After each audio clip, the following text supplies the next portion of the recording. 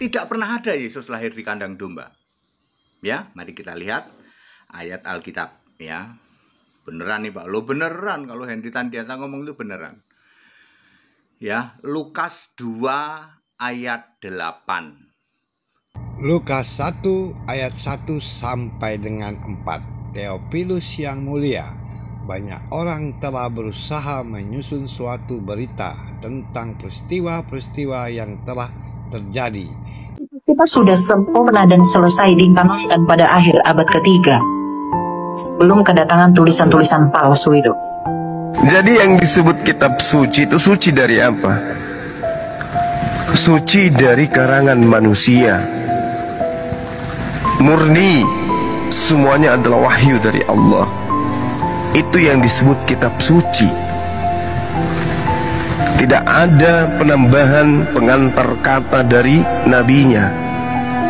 Tidak ada tambahan pengantar kata dari penulisnya. Apa yang didengarkan, apa yang diwahyukan, itu yang dihafalkan, tidak ditambah.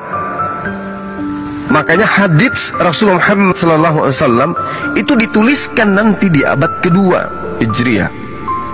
Setelah 200 tahun kurang lebih Rasulullah Muhammad SAW itu tidak ada, baru hadits itu dibukukan. Kenapa?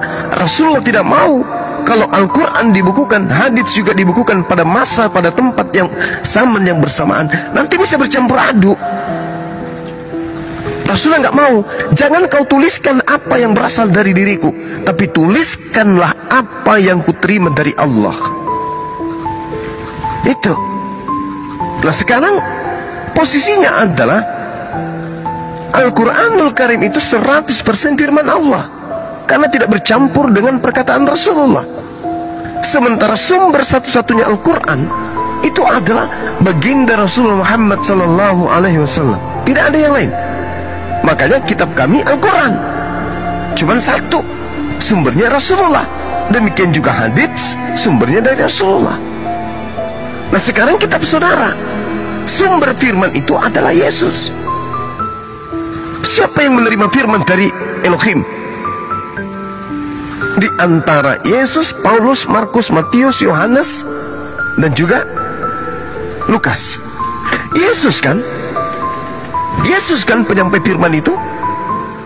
Artinya kalau Yesus penyampai firman, kelima pengarang penulis kitab saudara ini harusnya menuliskan apa yang terlontar dari mulutnya Yesus. Kalau mau dikatakan catatan-catatannya kitab suci. Tapi faktanya kan tidak. Hanya tinta merah ini ucapan Yesus.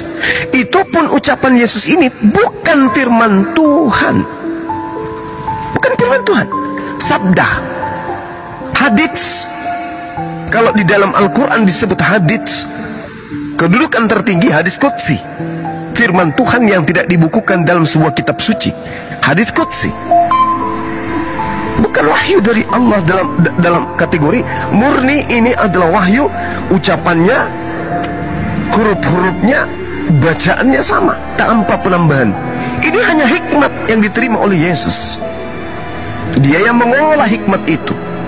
Artinya kalau dalam Islam hanya selevel dengan hadits qudsi, ucapan Yesus itu.